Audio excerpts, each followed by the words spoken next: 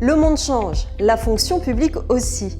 Pendant longtemps, notre administration a reposé sur des règles statutaires qui ont fait leurs preuves. Mais autre temps, autre mœurs, la fonction publique voit ses missions évoluer, et ce avec des contraintes de gestion de plus en plus fortes. Des nouveaux enjeux et un nouveau contexte qui ont amené progressivement à introduire davantage de souplesse, de réactivité, mais aussi de transparence pour les 5,5 millions d'agents publics dans leurs relations à la fois avec leurs employeurs et avec les administrés.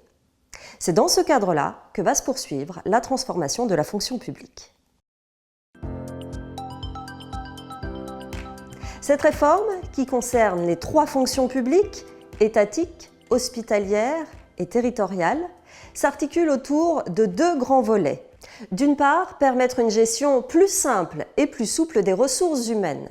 De l'autre, accorder de nouveaux droits pour les agents et renforcer certaines de leurs obligations. Sur le plan RH, il s'agit avant tout d'accorder plus de confiance et d'autonomie aux employeurs publics.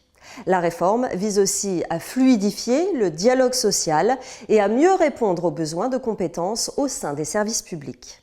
En clair, comme dans le privé, attirer les talents. Concernant les droits des agents, l'objectif de la réforme est d'aligner ces droits sur ceux des salariés du privé. Il s'agit aussi d'améliorer les conditions de travail et de favoriser l'évolution professionnelle des personnels en prenant mieux en compte les situations personnelles de chacun qui peuvent, on le sait, affecter le bon déroulement d'une carrière. Le texte parle également de valorisation du mérite individuel et collectif de chaque agent. En contrepartie, des mesures sont prises pour responsabiliser les employeurs publics et pour répondre aux attentes de transparence exprimées par les citoyens. La plupart des dispositions de la loi du 6 août 2019 sont applicables directement, ce qui est déjà le cas pour un peu plus d'un tiers des articles, ou le sont depuis le 1er janvier 2020 et au plus tard, en 2022. Mais pour cela, plus d'une 50aine de décrets sont nécessaires.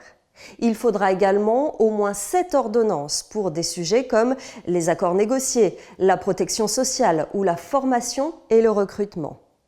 Une des ordonnances concernera spécifiquement la codification du droit de la fonction publique. Les ordonnances bénéficieront de délais d'élaboration plus longs et seront précédées de phases de concertation particulières. Pour approfondir le sujet, consultez nos fonds documentaires. À très bientôt.